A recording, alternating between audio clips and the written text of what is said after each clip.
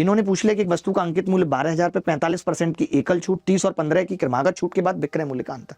देखिए दुर्गा जी, जब कभी ऐसा सवाल आता है तो एक डिस्काउंट तो ये है और एक डिस्काउंट ये, और आप इन दोनों का अंतर लोगे।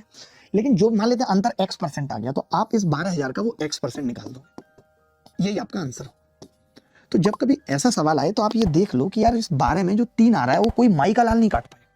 3 कोई कैसे काट पाएगा? 3 नीचे थोड़ी आएगा परसेंट में, यानी जो भी उत्तर होगा वो 3 से तो कटेगा। मैंने कहा यार ये नहीं कट रहा 3 से, ये नहीं कट रहा 3 से, ये नहीं कट रहा, एक ही ऑप्शन 3 से कट रहा है, यही उत्तर है।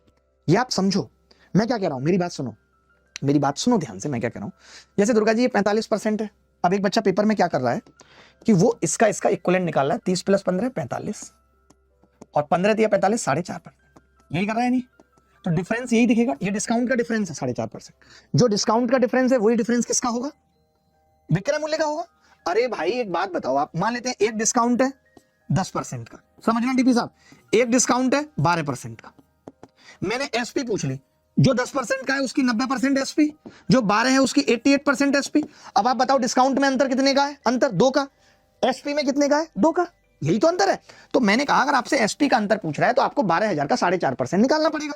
मैंने ये कहा कि आप इन सबसे पहले ये देख लो कि अच्छा 12,000 है ना, तो 12,000 का अगर मैं 4.5% भी निकालूंगा, 12,000 गुणा 4.5/100, तो दुर्गा जी नीचे हमेशा 100 आएगा। क्या कभी कुछ ऐसा नीचे आ सकता है जो इसका 3 कट जाए? कभी नहीं आएगा, कभी नहीं आएगा ना, इसका 3 तो कभी नहीं कटेगा अगर ये पॉइंटों में नहीं है तो।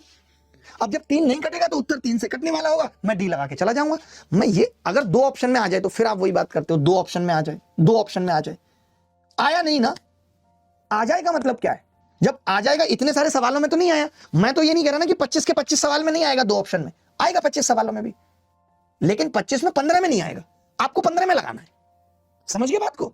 आपको 25 के 25 में अगर लगाना होता तो 10-10 सेकंड के हिसाब से 250 सेकंड में तो पूरा पेपर हो जाता। आपको तो 15 मिनट मिल रहे हैं पेपर करने के लिए, तो 25 में 15 सवाल में नहीं आएगा, समझ गए? अलकनंदा कह रहे हैं कि सर मेरे पापा पागल हो गए, मुझे पढ़ाई नहीं करने दे रहे, कह रहे हैं कि उनकी सहेली की बेटी से शादी कर ले, इसी बहाने उनके घर आना जाना पापा का भी होता रहेगा। बहुत बढ़िया अलकनंदा, बहुत बढ़िया। सर टाइम गलत है बोर्ड पे, आज तो क्या कर सकते हैं, टाइम अगर गलत है बोर्ड पे, इसका क्या इलाज है? बोर्ड का वाईफाई लेने वाला सिस्टम खराब हो गया है, कभी कनेक्ट होता है कभी नहीं होता, ठीक करवा देंगे। मधुसूदन हमारे साथ जुड़ गए हैं, कह रहे हैं सर पापा भी मेरे बहुत घटिया किस्म का काम करते हैं।